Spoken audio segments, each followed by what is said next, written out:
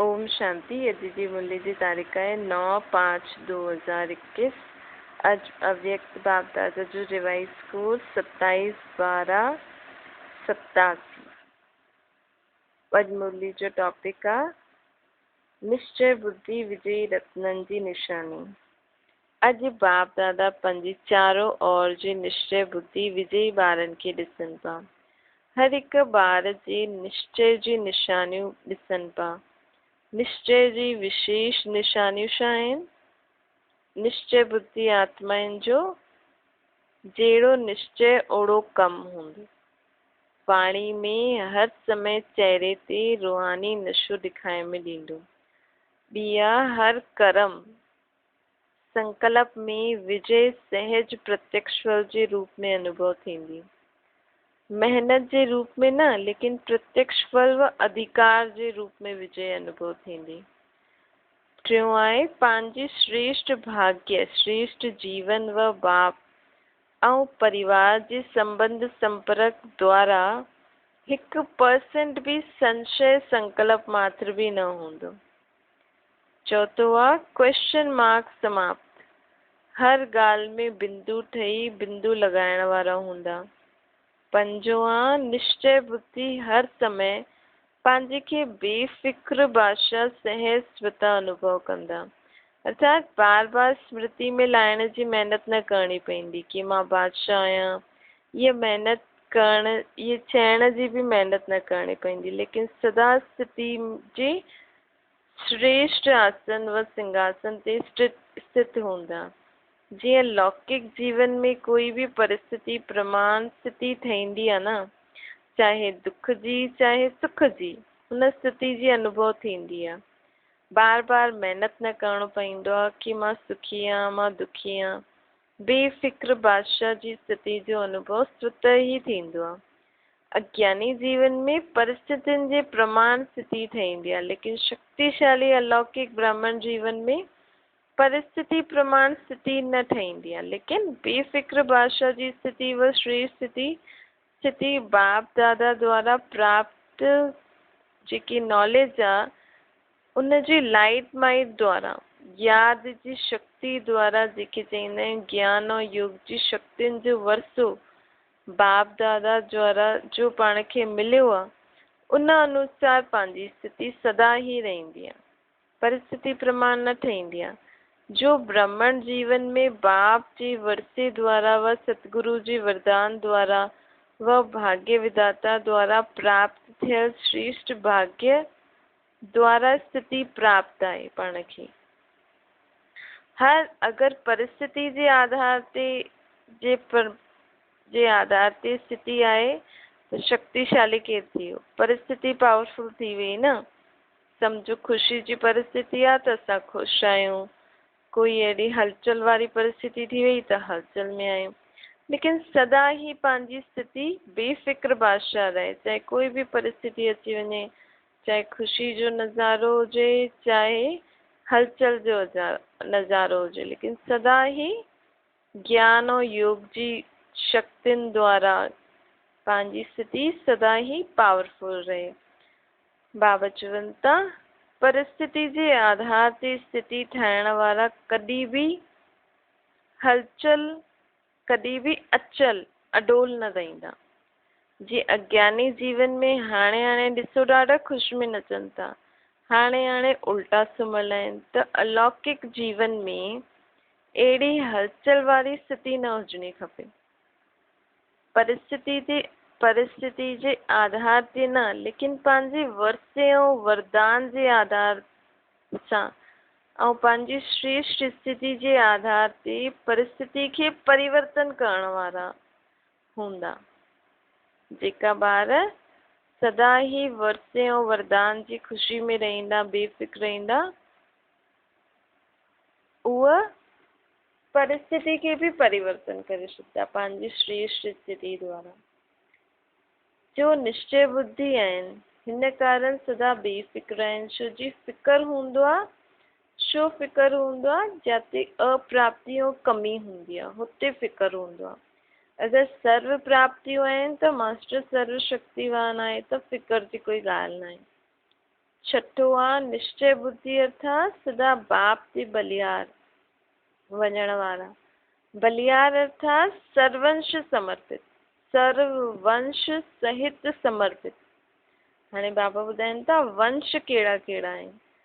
देह भान में लाइण वारो विकारनि जो वंश, देह जे संबंधनि जो वंश, देह जे विनाशी पदार्थनि जी इच्छाउनि जो वंश।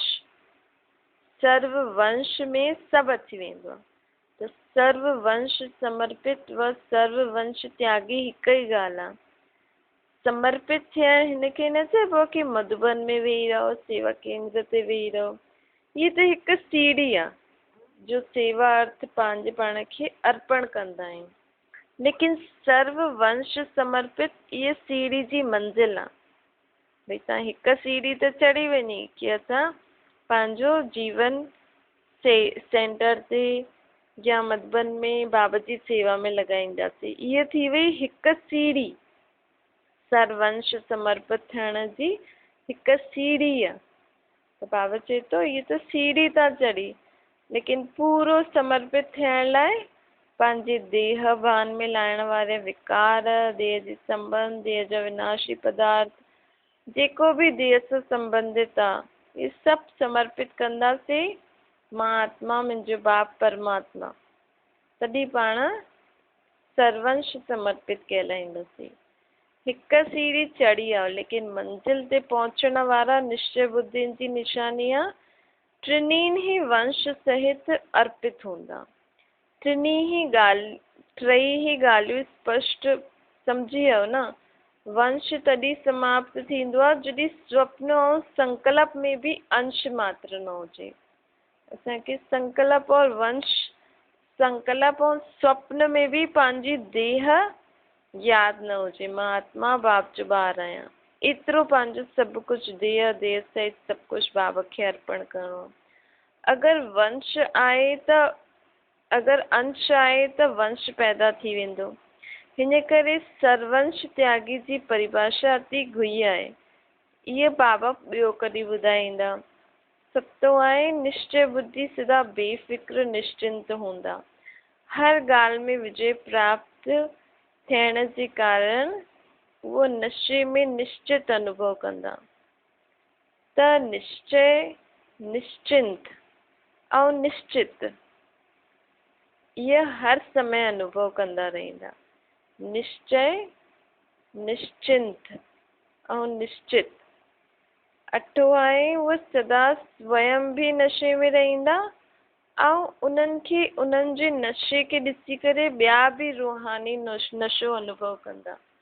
ॿियनि खे बि रूहानी नशे में बाप जी मदद सां स्वयं जी स्थिति जो अनुभव कराईंदा। निश्चय बुद्धि जी व रूहानी नशे में रहण वारनि जी जीवन जी विशेषतायूं छा हूंदियूं? पहिरियां, जेतिरो ई श्रेष्ठ नशो ओतिरो ई निमित भाव हर जीवन जे चरित्र में हूंदो। पहिरीं ॻाल्हि, उन्हनि जी विशेषता हूंदी निमित भाव। निमित भाव जी विशेषता जे कारण निर्माण बुद्धि हूंदी, त कुझु न कुझु नयो कंदा रहंदा। बुद्धि में ध्यान, बुद्धि ते ध्यानु ॾींदा। जेतिरो निर्माण बुद्धि हूंदी ओतिरो ई निर्माण कंदा रहंदा। अर्थात जेतिरो ई पंहिंजे पाण खे हेठि सम्झंदा ओतिरो ई नयो नयो कुझु न कुझु कार्य कंदा रहंदा, नव निर्माण कंदा रहंदा। त नव निर्माण करण वारी बुद्धि हूंदी त निर्माण भी हूंदा ऐं नव निर्माण भी हूंदा। नव निर्माण भी कंदा। जाते इहा विशेषता हूंदी हुनखे चइबो आहे निश्चय, निश्चय बुद्धि विजयी। निमित, निर्माण ऐं निर्माण। निमित सम्झदा ऐं निर्माण हूंदा, झुकल हूंदा ऐं नव निर्माण भी कंदा रहंदा, कुझु न कुझु नयो कंदा रहंदा। निश्चय बुद्धि जी भाषा छा हूंदी? हाणे बाबा हुननि जी भाषा थो ॿुधाए। पहिरियों बाबा निशानियूं ॿुधाई, पोइ विशेषतायूं ॿुधायूं। निशानियूं 8 ॿुधाई, विशेषतायूं 3 टे ॿुधाइनि। हाणे बाबा हुननि जी भाषा छा हूंदी इहे था ॿुधाइनि। जेका निश्चय बुद्धि हूंदा हुननि जी भाषा में सदा मधुरता त कॉमन ॻाल्हि हूंदी, लेकिन उदारता बि हूंदी। उदारता जो अर्थ आहे सर्व आत्माउनि जे प्रति अॻियां वधाइण जी उदारता हूंदी। पहिरियों तव्हां, मां न। उदारता अर्थात ॿियनि खे अॻियां वधाइण जी भावना। जीअं ब्रह्मा बाप सदैव पहिरियों जगदम्बा ऐं ॿारनि खे अॻियां रखे। मूंखां बि तीखी जगदम्बा आहे, मूंखां बि तीखा मुंहिंजा ॿार आहिनि। ये उदारता जी भाषा आहे न। ऐं जाते उदारता आहे, स्वयं जे प्रति अॻियां रखण जी, स्वयं जे प्रति अॻियां रखण जी इच्छा न आहे, अर्थात ख़ुदि खे अॻियां वधाइण जी इच्छा न आहे, लेकिन सभिनि खे अॻियां वधाइण जी इच्छा आहे। त जंहिंजी इहा भावना मन जी हूंदी आहे न, उनखे ड्रामा अनुसार स्वतः ही मनिच्छित फल प्राप्त थींदो आहे। लेकिन मन जी इच्छा हुजे, ईअं न ॿाहिरों ई पाण चऊं पहिरियों तव्हां। जेतिरो स्वयं इच्छा मात्रम स्थिति जो अनुभव में रहंदा, ओतिरो बाप परिवार सुठो योग्य सम्झी करे उन्हनि खे पहिरियों रखंदा। त पहिरियों तव्हां मन सां चइण, पुठियां न रहिजी वेंदासीं। अगरि जेका ॿार मन सां चईंदा उहो पुठियां न रहिजी वेंदा आहिनि।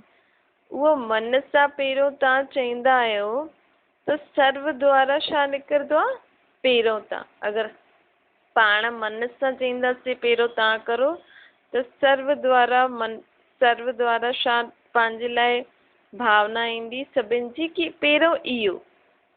लेकिन इच्छा वारो न, मतिलबु अंदरि हिकु इच्छा रहे कि मां हिनखे सभिनि खे अॻियां करां त इहे मूंखे अॻियां कंदा, अहिड़ो इच्छा वारो न हुजे।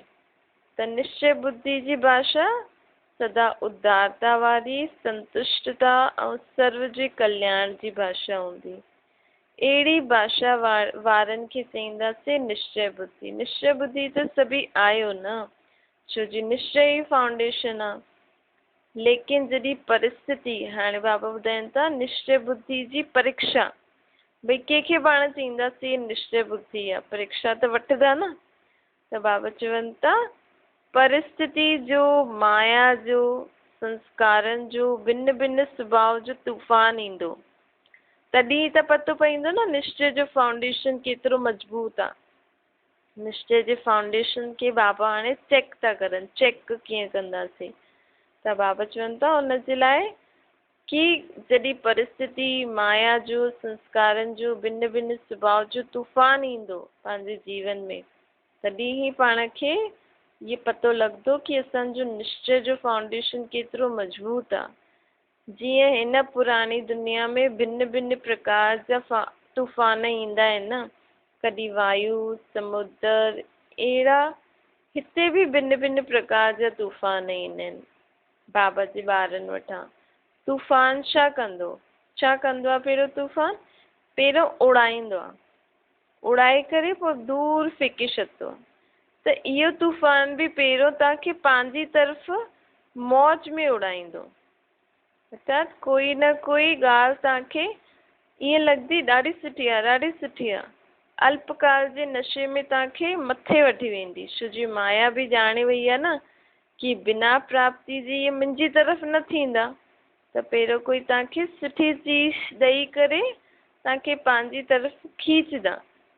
त पहिरियों आर्टिफिशियल प्राप्ति में तव्हांखे उड़ाईंदा, पोइ हेठि किराईंदा। चतुरता आहे न माया बि। त निश्चय बुद्धि जी नज़र, अगरि निश्चय बुद्धि पक्को हूंदो त हुनजी नज़र त्रिनेत्री हूंदी। टिनिनि कालनि खे ॾिसी करे उहो हर कर्म कंदो। टियों नेत्र सां टिनिनि कालनि खे ॾिसी वठंदो, हिन करे कॾहिं धोखो न खाईंदो। ये निश्चय बुद्धि जी निशानी आहे। त निश्चय जी परख तूफ़ान जे समय थींदी आहे। जीअं तूफ़ान वॾा वॾा पुराणे पेरनि जे बि फाउंडेशन खे उड़ाए छॾंदो आहे। त इहो माया बाबा जे पुराणे ॿारनि खे बि हिकदमि हेठि किराए छॾंदी आहे। त इहा माया जे तूफ़ान बि निश्चय जे फाउंडेशन खे उखेड़ण जी कोशिशि कंदा आहिनि, लेकिन रिज़ल्ट में बाबा ॾिठई रिज़ल्ट में बिल्कुलु ई ख़तमु न थींदा आहिनि कई बार, अर्थात रिज़ल्ट में उखड़जंदा कम आहिनि, अर्थात बिल्कुलु ई छॾण वारा कम आहिनि, हिलंदा ज़्यादा आहिनि। हिलण सां बि फाउंडेशन त कचो थी वियो न। त अहिड़े समय ते पंहिंजे निश्चय जे फाउंडेशन खे चेक करो।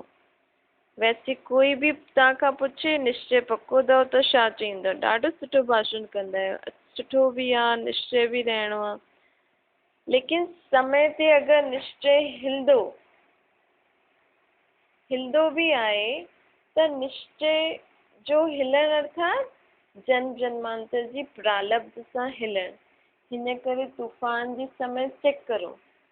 कोई भी हद जो मान शान न ॾे, व्यर्थ संकल्प जे रूप में माया जो तूफ़ान अचे, जो चाहना रखंदा आहियूं वो चाहना अर्थात इच्छा पूर्ण न थिए, अहिड़े टाइम ते जो निश्चय आहे कि मां समृत बाप जो सिमृत आत्मा आहियां, उहो यादि रहंदो आहे या व्यर्थ समृत जे मथां विजय प्राप्त करे छॾंदो आहे?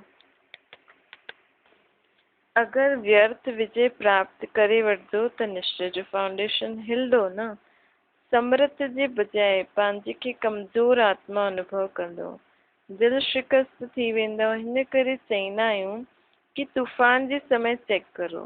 हद जो मान शान मांपन रूहानी नशे खां हेठि खणी ईंदो आहे। हद जी कोई भी इच्छा मात्रम अविद्या जे निश्चय सां खां हेठि खणी ईंदी आहे। त निश्चय जो अर्थ इहो न आहे कि मां शरीर न आहियां, आत्मा आहियां, लेकिन कहिड़ी आत्मा आहियां, उहो नशो उहो समान समय ते अनुभव हुजणो खपे। हिन करे चईंदा आहिनि निश्चय बुद्धि विजयी। कोई पेपर आहे ई न ऐं चऊं कि मां त पास विद ऑनर्स थी वियमि, त कोई उनखे केरु मञंदो? सर्टिफिकेट त खपे न। केतिरो बि कोई पास थी वञे, डिग्री वठी वञे, लेकिन जेसि ताईं सर्टिफिकेट न मिलंदो आहे त वैल्यू न रहंदी आहे। पेपर जे समय पेपर ॾियो ऐं सर्टिफिकेट वठो बाप जो, परिवार जो, तॾहिं हुनखे चईंदासीं निश्चय बुद्धि विजयी। सम्झो? निश्चय बुद्धि विजयी जो टाइटल पाण खे कॾहिं मिलंदो? जॾहिं बाप परिवार स्वयं खां पाण खे सर्टिफिकेट मिली वेंदो। सम्झो त फाउंडेशन खे बि चेक कबो आहे न। निश्चय बुद्धि जी विशेषताएं ॿुधायो। जीअं समय उहो रूहानी नशो जीवन में ॾेखारे मिले, ओड़ो ई सिर्फ़ पंहिंजे मन सां ख़ुशि न थियो, लेकिन माण्हू बि तव्हांखां ख़ुशि थियनि, सभी अनुभव करनि कि हा ये सदा नशे में रहण वारी आत्मा आहे। सिर्फ़ मन पसंदि न थियणो आहे, लोक पसंद बाप पसंद भी ठहणो आहे। इनखे चइबो आहे विजयी। अच्छा, सर्व निश्चय बुद्धि विजयी रत्ननि खे, सर्व निश्चिंत बेफिक्र ॿारनि खे, सर्व निश्चित विजय जे नशे में रहण वारा रूहानी आत्माउनि खे, सर्व तूफ़ाननि खे पास करे तूफ़ाननि खे भी तोहफ़ो अनुभव करण वारा विशेष आत्माउनि खे, सदा अचल अडोल हिक रस स्थिति में स्थित रहण वारे ॿारनि खे, निश्चय बुद्धि वारनि खे बाप दादा जो याद प्यार, गुड मॉर्निंग ऐं नमस्ते। विदेशी भाई बहननि सां बाप दादा जी मुलाक़ात। पंहिंजे खे समीप रतन अनुभव कंदा आहियो। समीप रतन जी निशानी छा हूंदी? उहो सदा सहज सुत ज्ञानी तू आत्मा, योगी तू आत्मा, गुण मूर्त सेवाधारी अनुभव कंदा पंहिंजे पाण खे। ज्ञानी योगी गुण तू आत्मा, गुण मूर्त सेवाधारी। समीप रतन जे हर कदम में ये 4 विशेषता सहज अनुभव थींदी। सहज ऐं सत, सहज भी ऐं स्वतः भी। ज्ञानी योगी तू आत्मा, गुण मूर्त सेवाधारी।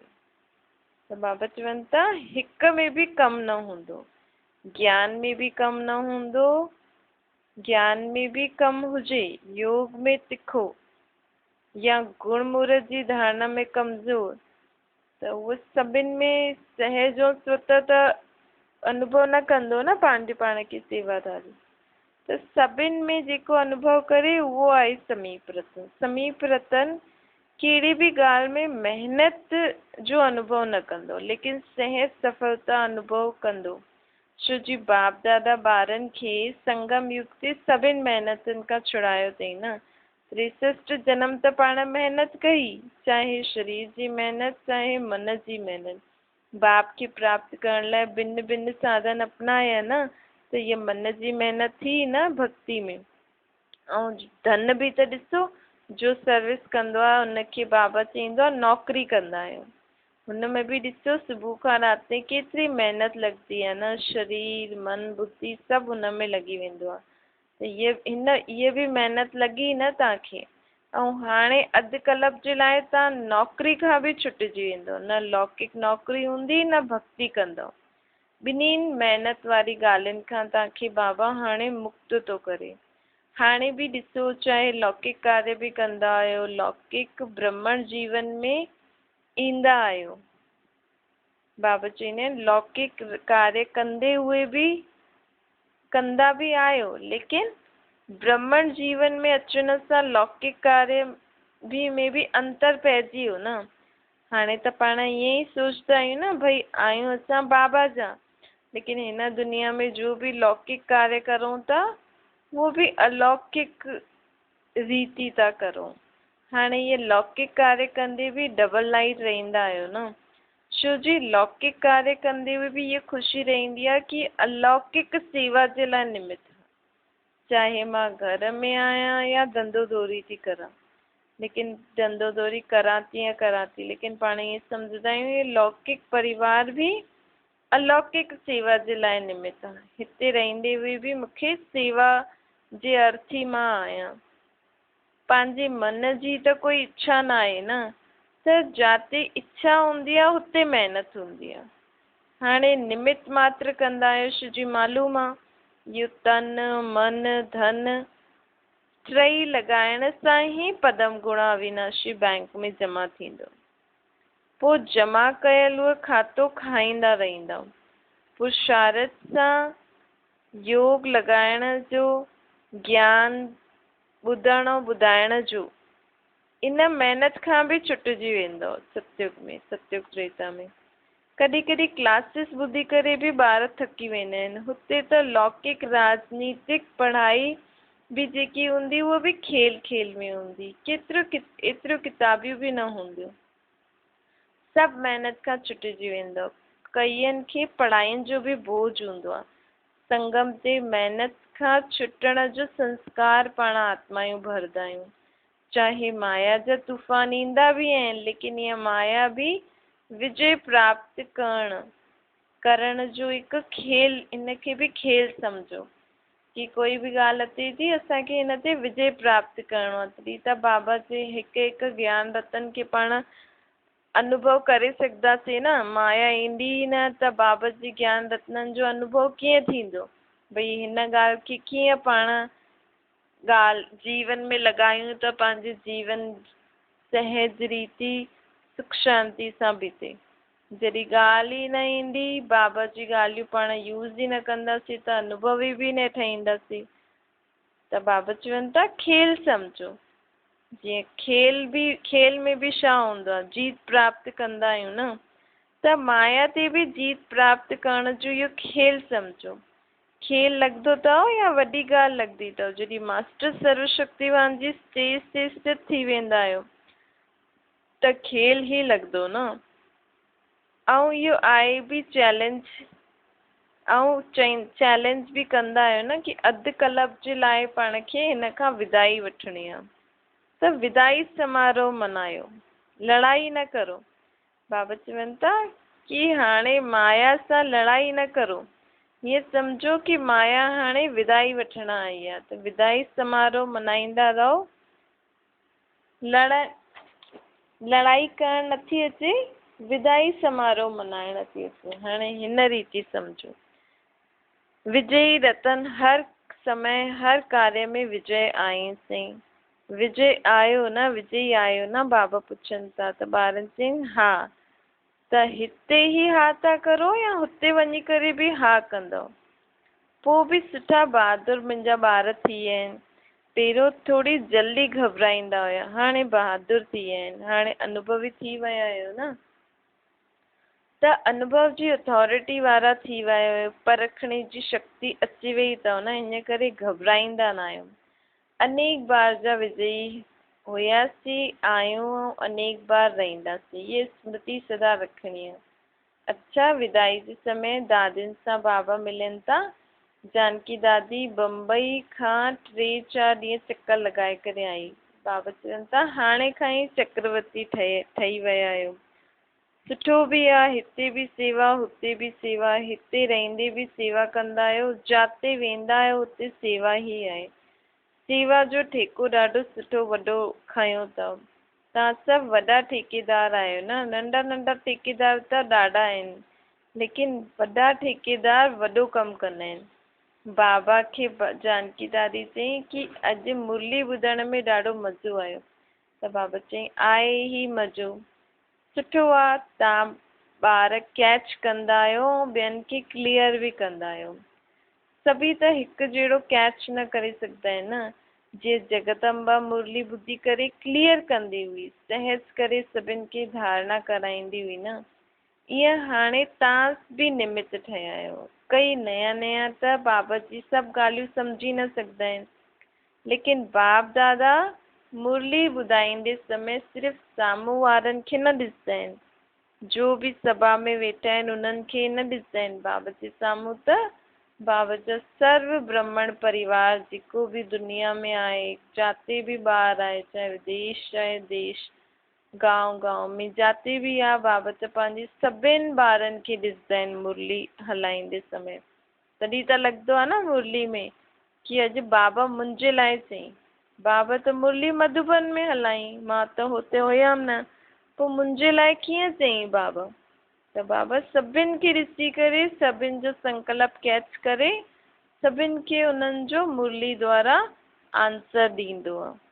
त बाबा चई तव्हां त साम्हूं अनन्य वेठा आहियो, हिन करे तव्हांजे प्रति बि कुझु कुझु बाबा चईंदो आहे, लेकिन बाबा जी सॼी मुरली में त सभिनि जे लाइ हूंदो आहे, परंतु विशेष बाबा दादियुनि सां मिलंदो आहे या कंहिंसां बि मिलंदो आहे त साम्हूं अनन्य ॿार हूंदा आहिनि त उन्हनि जे प्रति बि कुझु न कुझु बाबा चई छॾींदा आहिनि। बाबा चईंदा आहिनि कि जेका अनन्य ॿार आहिनि उहो त किथे बि वेही करे बाबा जी मुरली पढ़ी करे बि कैच करे सघंदा आहिनि कि बाबा हिन मुरली में इहा ॻाल्हि चई अथई, हिन जो अर्थ इहो आहे। हुनजे लाइ ज़रूरी न आहे कि बाबा जे साम्हूं जेका ॿार वेठा आहिनि उहो ई बाबा जी ॻाल्हियूं सम्झी सघंदा आहिनि, न। जंहिंजो बाबा सां गॾु जंहिंजो बुद्धि योग क्लियर हूंदो त उहो किथे बि वेही करे मुरली पढ़े त बाबा जी हर हिकु ॻाल्हि खे कैच करे सघंदो आहे, सम्झी सघंदो आहे कि बाबा इहा ॻाल्हि कहिड़े हिसाब सां चई। अच्छा, ओम शांति। वरदान आहे, व्यर्थ जे लीकेज खे समाप्त कर, समृद्ध थियण वारा कम ख़र्च बाला नशीन ठहो। संगम युग ते बाप दादा द्वारा जो बि खज़ानो पाण खे मिलियो आहे, उन्हनि सर्व खज़ाननि खे व्यर्थ वञण सां, व्यर्थ न वञे, उहो व्यर्थ में ख़तमु न थिए, हुन खां बचायो। त कम ख़र्च बाला नशीन थियणो आहे, व्यर्थ सां खे व्यर्थ खां बचाइणो आहे, अर्थात समृद्ध थियणो आहे। जाते समृद्धि आहे हुते व्यर्थ वञे इहो थी न सघंदो आहे, अर्थात शक्तिशाली ठहिणो आहे। बाबा जी हिकु हिकु ज्ञान गुण शक्तियुनि समय संकल्प श्वास जेका पाण खे बाबा इहे खज़ाना ॾिना अथई, हिन खे बचाइणो आहे, व्यर्थ में न गवाइणो आहे, तॾहिं पाण समृद्ध ठही सघंदासीं, अर्थात शक्तिशाली ठही सघंदासीं। अगरि व्यर्थ जी लीकेज आहे त केतिरो बि पुरुषार्थ करो, महिनत करो, लेकिन शक्तिशाली ठही न सघंदव। हिन करे लीकेज खे चेक करे समाप्त करो त व्यर्थ खां समृद्ध थी वेंदव। अगरि मटके में लीकेज हूंदो, पाणी भरंदा वेंदासीं, उहो हेठां निकिरंदो वेंदो। ईअं ई पंहिंजी बुद्धि में बि जो बाबा पाण खे एॾियूं सारियूं ॻाल्हियूं ॿुधाए थो, खज़ानो ॾिए थो, उनखे अगरि पाण फालतू ॻाल्हियुनि में, फालतू समय खे बर्बाद कयो, फालतू पंहिंजो श्वास वेस्ट किया, पंहिंजा बोल, संकल्प, कर्म, अगरि हिननि खे सभिनि खे बि हाणे बि पाण फालतू ॻाल्हियुनि, फालतू ॻाल्हियूं ॾिसण में, सोचण में, ॻाल्हाइण में वेस्ट था करूं त छा थो थिए, बाबा खां पाण भरपूर बि था थियूं ऐं फालतू ई गवायूं था। त इनखे हाणे हिन लीकेज खे चेक करो। मुंहिंजो हर हिकु सेकेंड, हर हिकु संकल्प, हर हिकु बोल, हर हिकु कर्म में बाबा जी सेवा समायल आहे। मां हर हिकु जेको बि कर्म करां थी सुबुह खां वठी राति ताईं, हुते कुझु न कुझु जेको बाबा मूंखे ॾिए थो उन रीति मां ॿियनि खे ॾींदो रहां, सेवा में लॻायां, व्यर्थ न ख़र्चु करां, त पाण शक्तिशाली थी वेंदासीं ऐं पंहिंजो खज़ानो ॿियो ई वधंदो वेंदो। स्लोगन आहे, प्रवृत्ति में रहंदे हुए संपूर्ण पवित्र रहण। ये योगी और ज्ञानी तू आत्मा जी चैलेंज है कि घर गृहस्थ में रहंदे हुए असां ज्ञानी ऐं योगी तू आत्मा आहियूं, ये चैलेंज आहे। अच्छा, ओम शांति।